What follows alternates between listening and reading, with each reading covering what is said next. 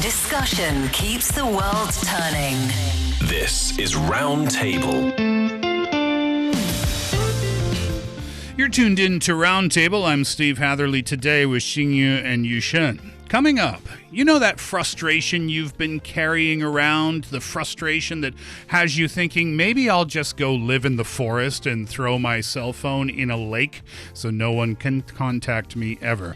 Well, what if I told you you can get rid of that frustration in under a minute? There's a psychological trick that does exactly that, researchers say. They call it mental subtraction. It's not about forcing yourself to feel grateful per se, but it is about shifting your perspective so that gratitude shows up on its own. We're going to talk about how it works, why it's backed by science, and how you can use it right now. After that, in China's rapidly evolving food landscape, one format has become the industry's most adaptable canvas. Coffee chains are selling them, noodle brands are on board, hot pot restaurants, and even dessert shops are adding them to their menus. What am I talking about? The burger. It has become something of a culinary blank slate. Why has it become so popular all of a sudden? Our podcast listeners can find us at Roundtable China on Apple Podcasts. If it's not too much trouble, you can say hello there through the comments and leave us a 5-star review. And don't forget, too, you can contact us at Roundtable Podcast at QQ.com. Send your voice notes there, Roundtable Podcast at QQ.com. You know that feeling, the one where everything just gets on your nerves? Maybe your boss scheduled another late afternoon meeting. Your partner, they left their socks on the floor again. That annoys a lot of people. Maybe your neighbor's dog won't stop barking. Doesn't matter where the frustration came from, you are mad. Maybe you've even started daydreaming about escaping it all, getting away from it all, because that will fix all of your problems, right? Well, how about this? What if you could short-circuit that anger, that frustration, and land on genuine gratitude in less than 60 seconds? This is the promise of a tool called mental subtraction.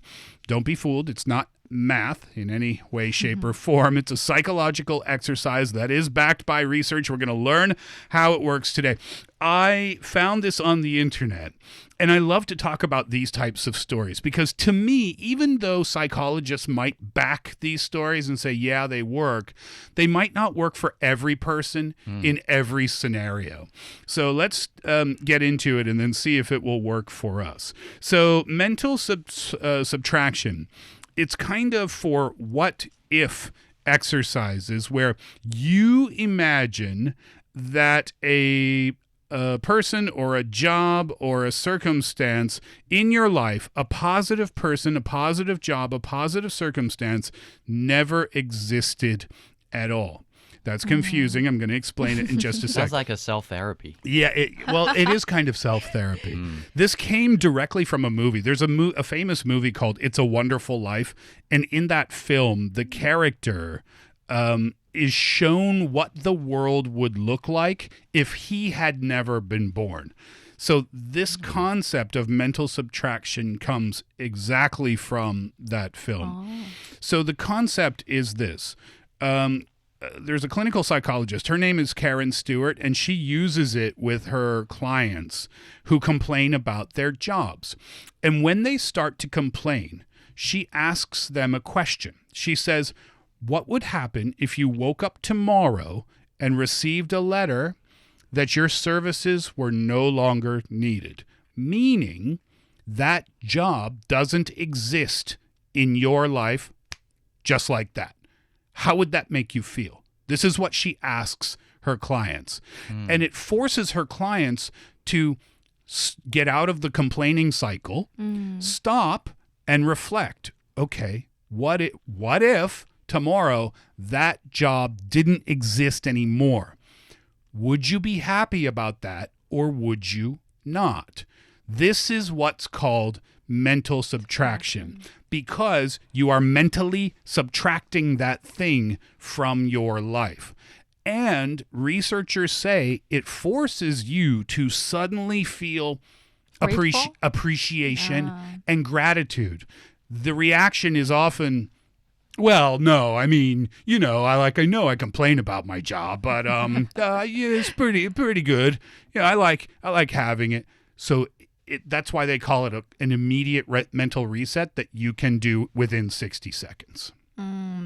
So it's not simply about appreciating what you have or appreciating the positive side of some things, but to look at if the good thing didn't happen or If it didn't happen at all. yeah, and then would you be happier or would you not? Yeah, or would you not? Yeah, it's as simple as that.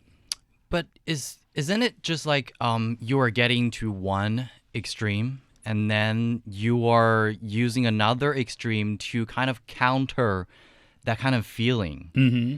And but the thing is that it is a what if question. Yes. So it didn't solve like some actual problems. It doesn't solve the only problem it solves is the mental the issue. focus on the complaining and the perspective that you have about that thing that you're complaining about. So is it similar to like many of us have done the exercise of writing down the things that you are grateful for?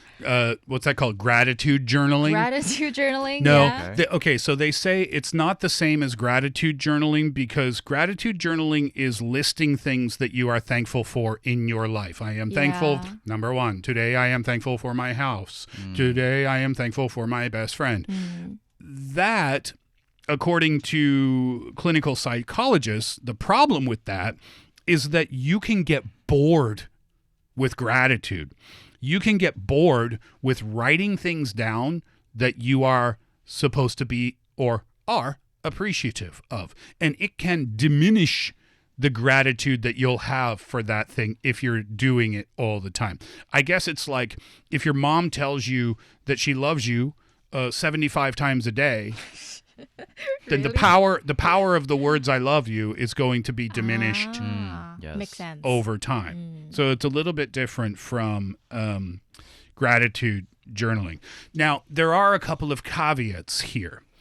You have to do this. It's most effective when you're feeling frustrated. So you don't just wake up in the morning and say, "Oh, well, I complained about this thing, so let me try to do this mental subtraction exercise." No, you have to do it when you're in the moment. When you're in the moment, I am so frustrated with my boyfriend. He's driving me crazy these days. He won't stop texting me. I'm at work. I'm trying to do my job, and I feel pressure like I have to reply right away. Okay, stop.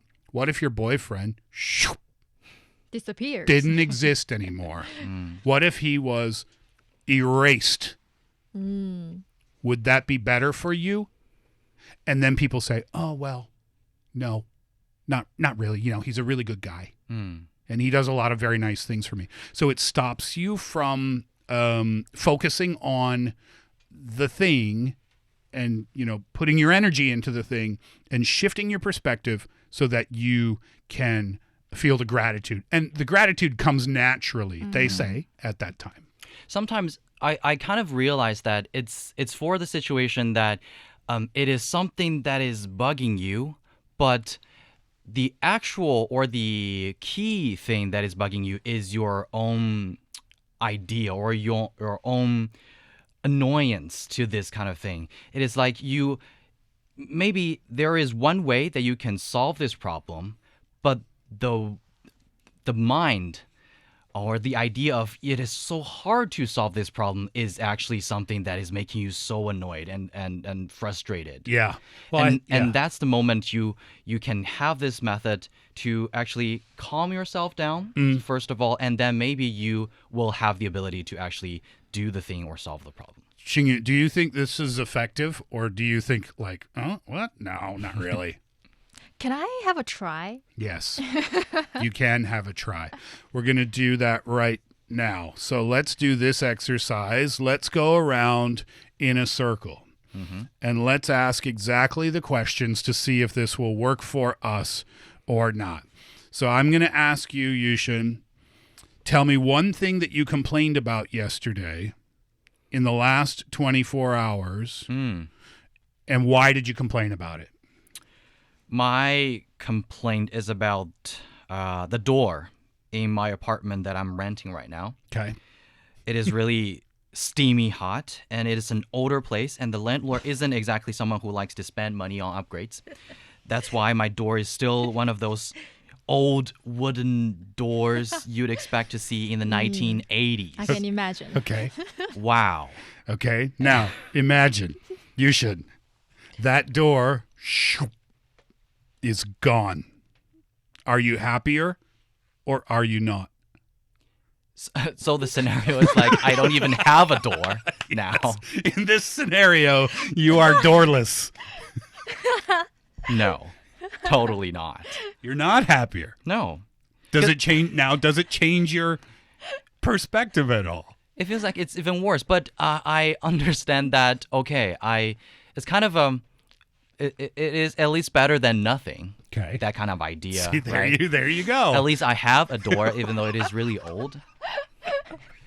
That is the way that we think from another perspective, that when you're living in a very bad environment, but imagine or think that at least you are alive. Well done. Well done. All right, your turn. You can ask Xingyu. So, Xingyu, what is that one thing you've been complaining about in the last 24 hours? I was complaining about the noise outside my apartment because of the road construction that it's been going on for like weeks. Yeah. And that's really bugging me. What are they building? The metro line 1, they're extending the metro. So, yes, there's a road construction there. Now, what if your house is actually in the middle of a park? There are any roads. Would it be happier? But shouldn't this therapy be the noise was gone? No, I think it should be about the subway station. The subway station is gone. Yeah. There wouldn't be any plan for having like public transportation near you. Would it be happier? Right. So the subway station. Now I've joined the therapy session. We are co-therapists. So if the subway, that's got to be a good thing, right? There's going to be a subway station right in front of your house. Yeah. It's so convenient when it's Yes. finished. Would it be better if the subway station was just gone? Oh, actually, you did offer me another perspective into how I look at the thing. Because the construction is something neutral. And I was interpreting it as bad thing because it's noisy. But it's just part of the process. Yeah, it's part of the process. And now I get it. Yes, I would rather, to have that metro line. So, Steve, Yes. what's one thing you've complained about in the last 24 hours? The sofa in my house, I believe, is the most uncomfortable sofa in the world. I'll take that challenge. I feel like sometimes they constructed it to be painful instead of comfortable. And I complain about it all the time. So now, imagine that the sofa was gone. If you gave me some gasoline and a lighter, I would happily eliminate that sofa from the planet. So in this scenario, this strategy, But that means that you will not have any sofa in your I'll house. sit on the floor. The floor is more comfortable than this thing. This is Just I'm remove telling you, it. this is the worst sofa I've ever seen. Who built this thing? Okay. So this brings us to our point. This doesn't work all the time. Right? This mental subtraction thing has to be about something that you value most of the time, if not at least some of the time. So it's about maybe this is something that you value, but a specific part of this thing that you don't like. Yeah, right? So instead of focusing on the thing that you don't Yes. like, think about the bigger Yeah, picture, yes. and that'll help you reset. It's kind of cool, right? I don't think it works in every situation, but I think Yeah. it can work in some situations. I kind of tend to against it at the beginning, but after the two examples of me and Xingyu, I started to realize, wow, it's hard to admit, but it is works. really effective. Give it a shot next time you feel frustrated. It's called mental subtraction. Coming up next, burgers everywhere, and so many types to eat. Looking for passion? How about fiery debate? Want to hear about current events in China from different perspectives? Then tune in to Roundtable, where East meets West and understanding is the goal. In China's fast-changing food scene, the burger has become one of the most flexible and borrowable formats in the entire industry. Coffee chains, noodle brands, hot pot restaurants, even dessert shops are all adding burgers to their menu. What is going on? What is up with the obsession with the burger craze these days?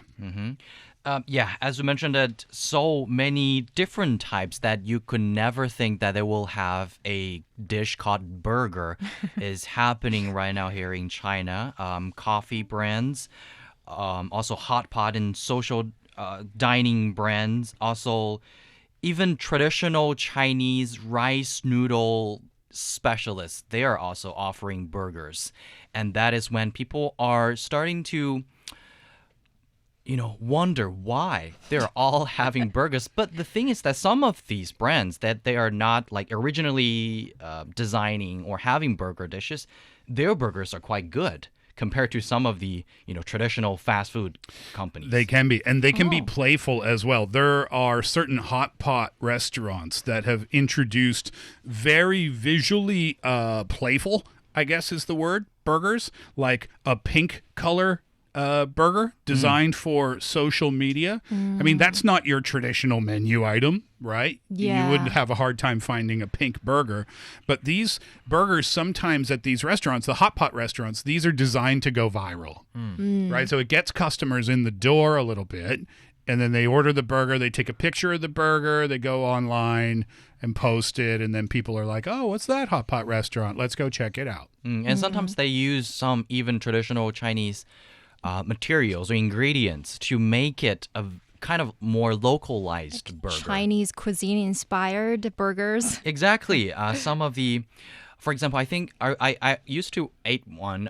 It's a omelet burger. There are eggs inside, but it's like Chinese style omelet, like deep fried with spicy that kind of sauce. Was it good? It is good. Okay. Yeah, it's like you are eating a burger while having a Chinese dish, but in one bite. So one of the big reasons, obviously, is to get more customers in the door. I'm curious, did you go there specifically because you knew about that burger, or did you just happen to see it on the Yes, menu? because they branded themselves as Chinese-style burger. Yeah, see, right? So it's working. It's working. How are the traditional burger spots responding to this? Like your big burger players like, I don't know, McDonald's or KFC or those big restaurants. Yeah, in China, so some of these traditional giants, they're expanding aggressively into lower tier cities. I guess that's because now the food and beverage industry is highly competitive. The supply is definitely bigger than demand, and they are competing for customers. In the previous shows, we've talked about tea shops, like they're selling snacks, and coffee shops, they're selling bread and light meals, and all of these elements are being incorporated into these industry. I have a question. How is the burger viewed from the average consumer here in China? I think in the West, I think it's fair to say a burger is seen as something that's very unhealthy. It's seen as kind of like a cheat food if you're on any kind of strict diet or anything like that. It's like a treat. Yeah. How is it viewed like that here, or is it viewed differently, do you think? In some way, yes. It's still, perceived as quote-unquote junk food. But the thing is that there is a trend that telling people, okay, if you don't have, for example, dressings or different sauce in the burger, burgers are actually very healthy food because it has protein, it has vegetable, it has Carbohydrates. carbohydrates, and you can have all of them in one dish, and it is quite healthy if you only eat these kind of healthy ingredients. And more importantly, for these young customers, I mean, the burger accompanied by a cup of coffee together. I mean, these can Burger be and a coffee. I mean, that sounds weird to me. because on social media, why the coffee shop, it launched burgers and it went viral because some of the pictures shown on social media, they're pretty good. Yeah. And yeah, young people think that these can be very good elements for their like social media persona or something. So that somehow I think capture the hearts of these young customers. And also for these companies too. Burgers, they are easy to standardize. You only need Yes. fixed ingredients true. of the buns, patties, and other like vegetables and sauce. Very And it's simple. quick to serve. Yes. It's it's very quick. And for, like I mentioned, photogenic. So these elements all contribute to why burgers are being incorporated. I don't see any rivalry, really. You know, I brought up the big name brands, but I don't. From the way I think people see it in Canada, at least, I think I can say, you know, those big brands are seen as fast food, and other restaurants will have their own burgers too. But I don't think they compete with each other. So I don't think there's any kind of rivalry happening here. I think it's just restaurants that don't typically sell it are trying to have fun with it. You can experiment with a burger. You can put 4 patties instead of 1. You can make them tall, right? So you can make it very social media friendly. Yes. And it's a way to get in the door, get customers in the door. Very quickly, Yushun, what is your favorite burger? What needs to be on the burger to make it delicious? Oh, the fresh vegetable like the lettuce, and also the fresh, maybe the meat inside. It's got to be freshly cooked. Bacon? No, shrimp. Shrimp? Yes. Is it called a burger in Western context? That's not. We got to go. I got to say goodbye. Xingyu, thank you. Yushun, thank you. I'm Steve. Have a great one, and we'll see you next time.